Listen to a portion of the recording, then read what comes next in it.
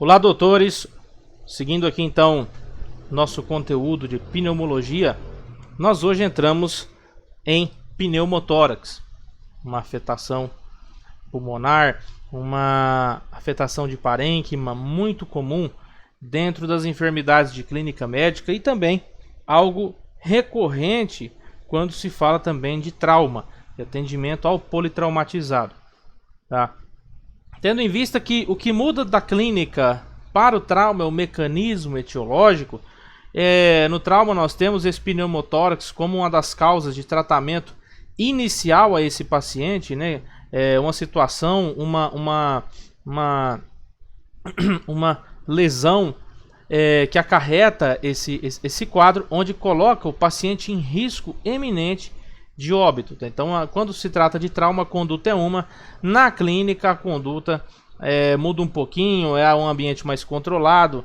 É aquele paciente que muitas vezes consegue te dar uma riqueza de detalhes maiores, se tratando ali a nível de história clínica ou até mesmo de antecedente clínico, certo? Então, nós falamos como definição do pneumotórax um acúmulo de ar na cavidade pleural. Tá?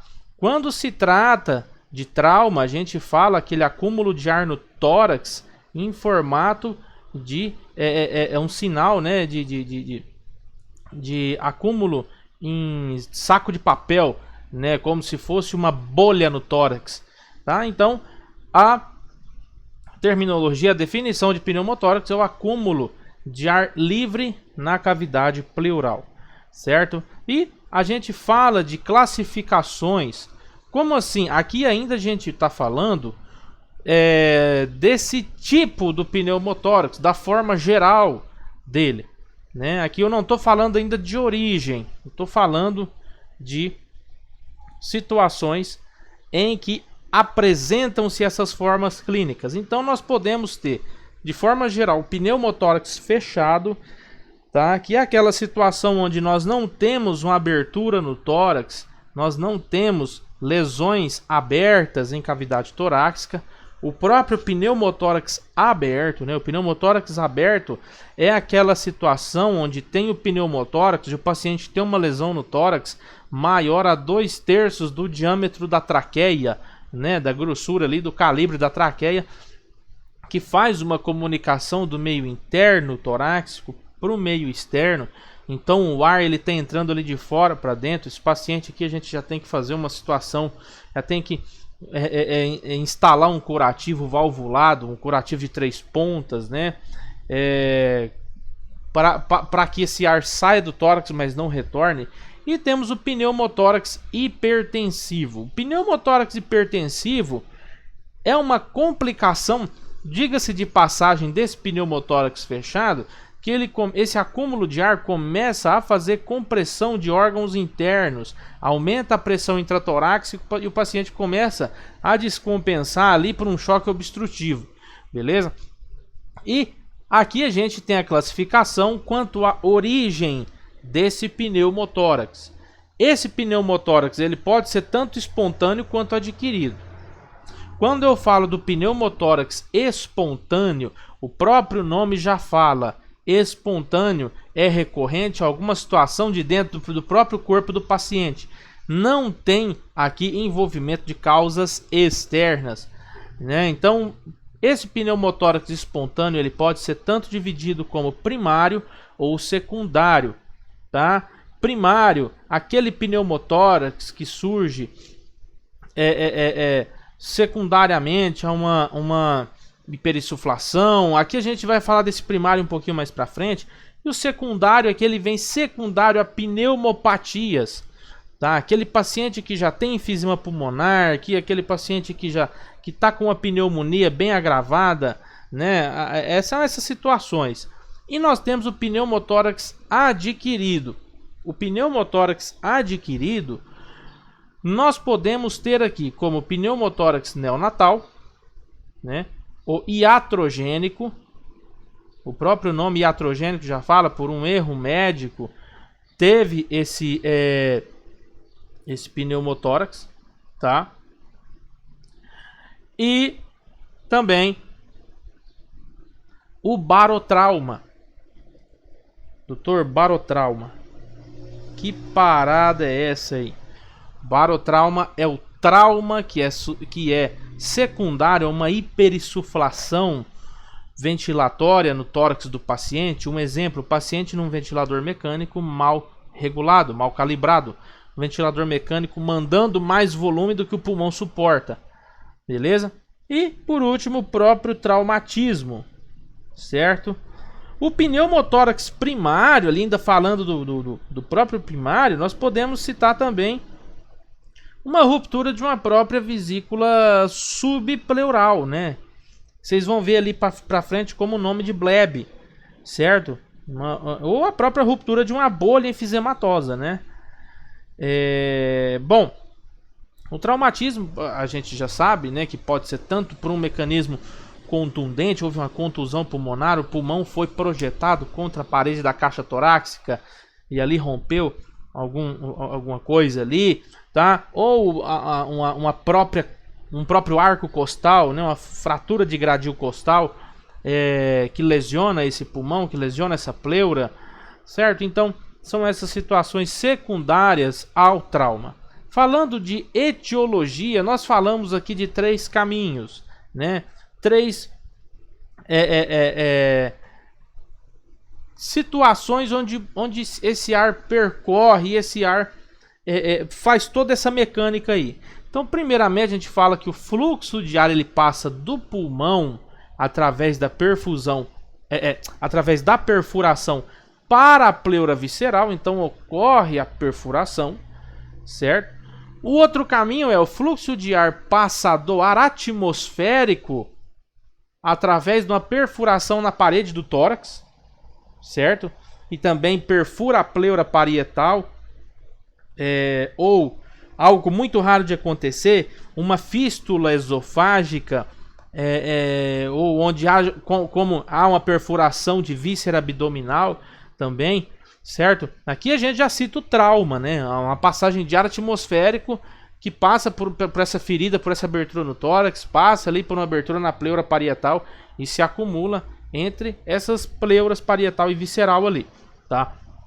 E o último caminho, né, seria a formação de gás através de micro-organismos de um empiema na cavidade pleural. Esse empiema já é uma situação muito rara, muito difícil de ver. Então você observa o que?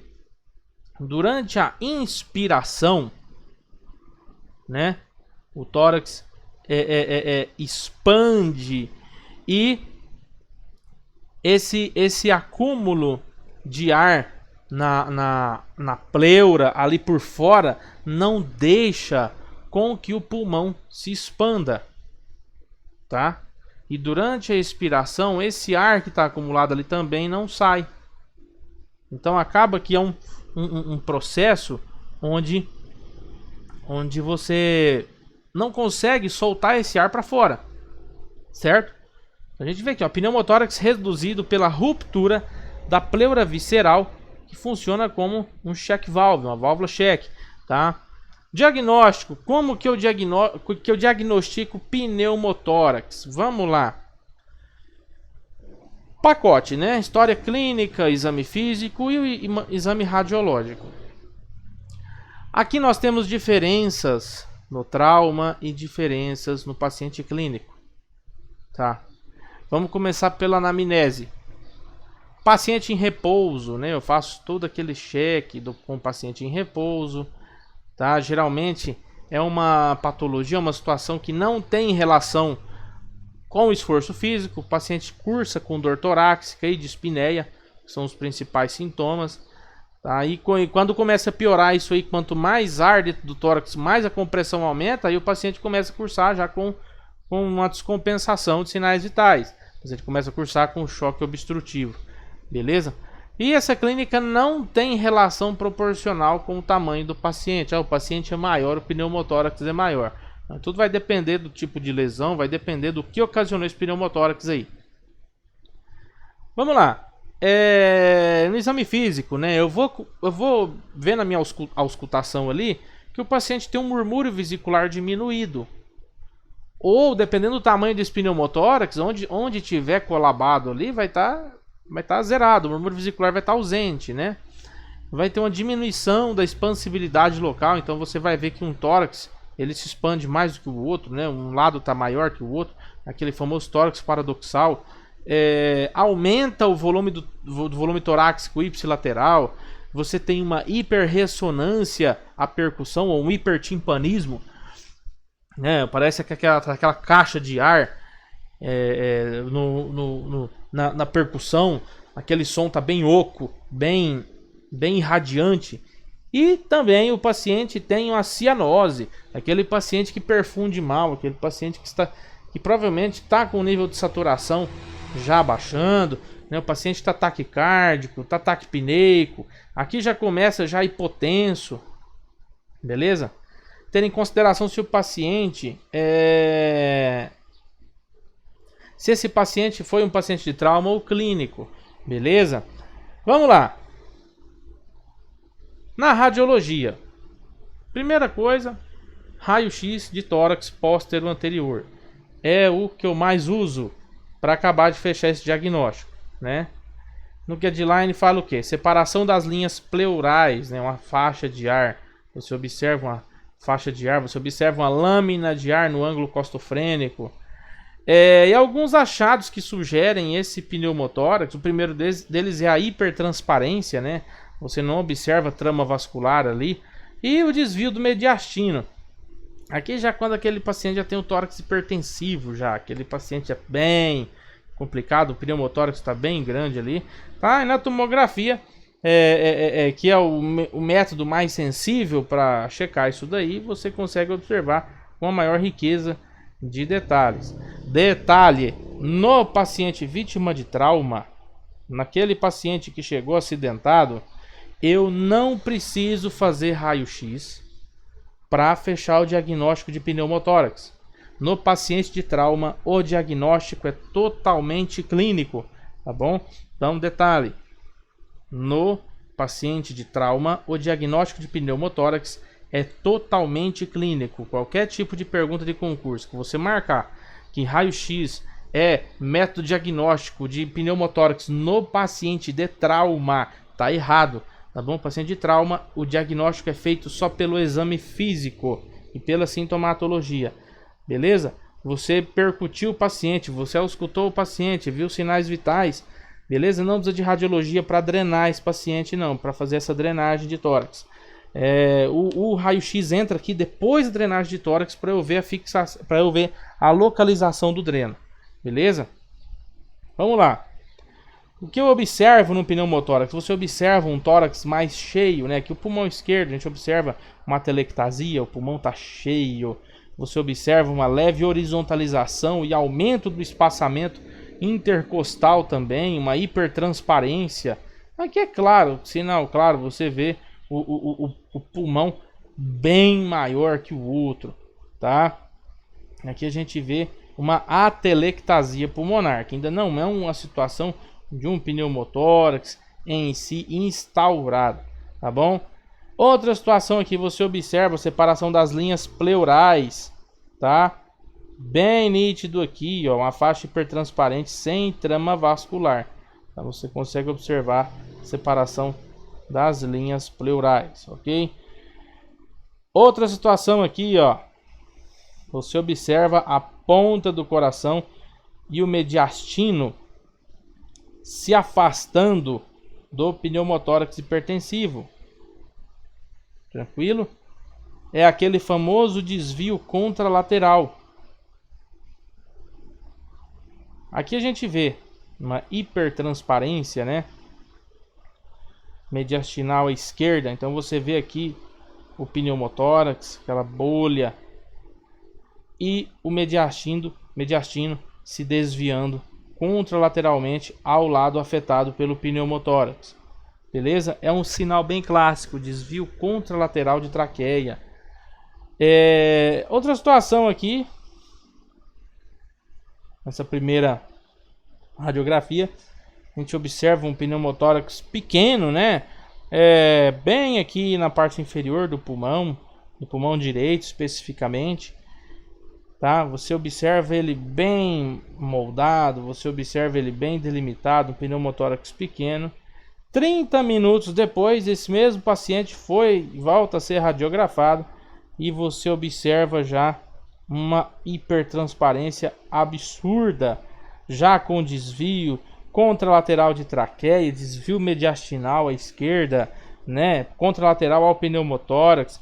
Você já tem um rebaixamento do diafragma, né, começa aqueles sinais claros de compressão interna ali de órgãos, certo? E são essas situações bem clássicas do paciente com pneumotórax.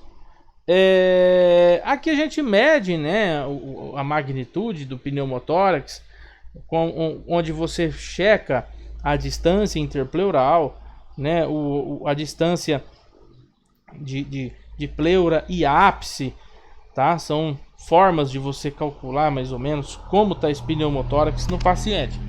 E o tratamento vai depender do tipo do teu paciente, né? Então a gente tem que ter em consideração na prática a etiologia, a causa desse pneumotórax, a magnitude, né, o tamanho desse pneumotórax que eu vi lá e as condições clínicas do paciente. Se o paciente oferece um risco eminente, né, ou o paciente não está descompensado, não tem uma desestabilização a nível de sinais vitais, beleza?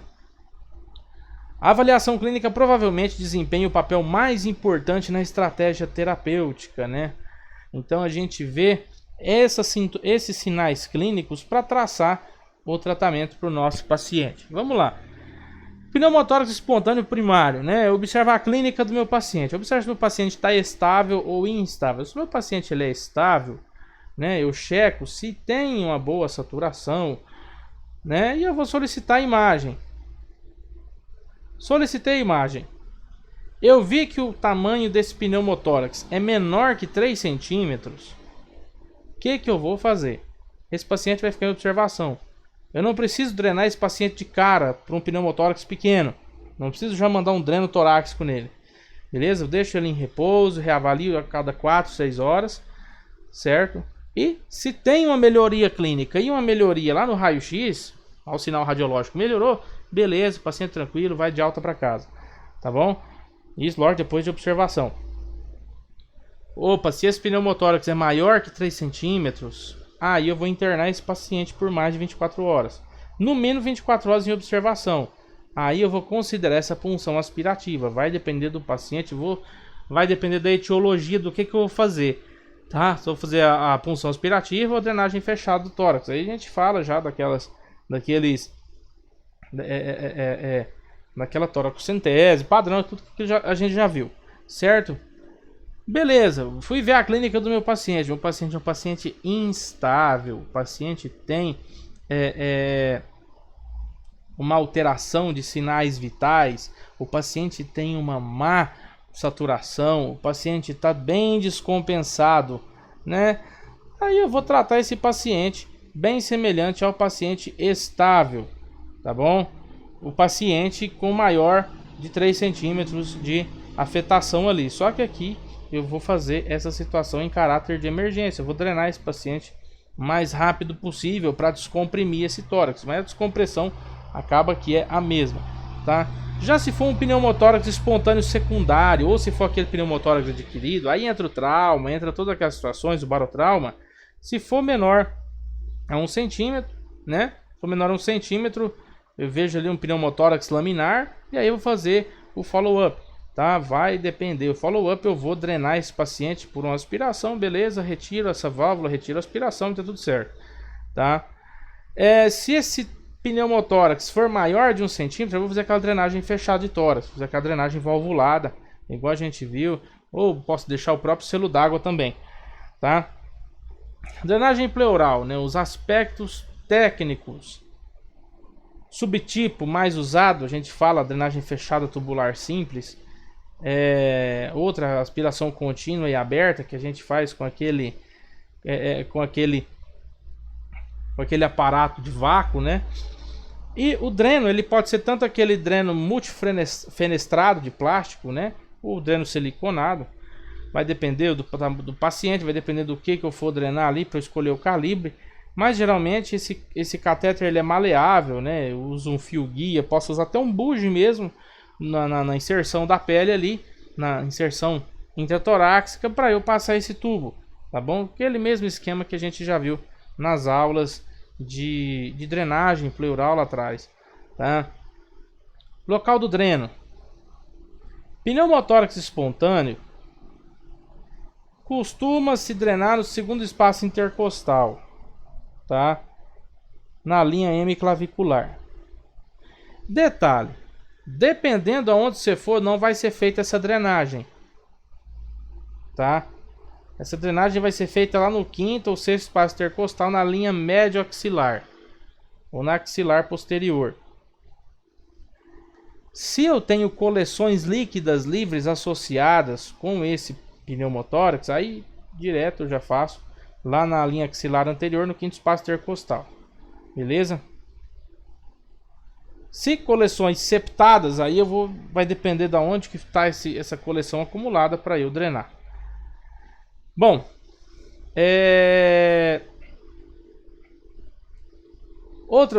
gente, para executar essa técnica, né, de drenagem, fazer ali com o dreno tubular, né, a gente faz antisepsia, faz o bloqueio anestésico, faz anestesia local nesse paciente, né, e a incisãozinha de 1,5 cm, 2 centímetros.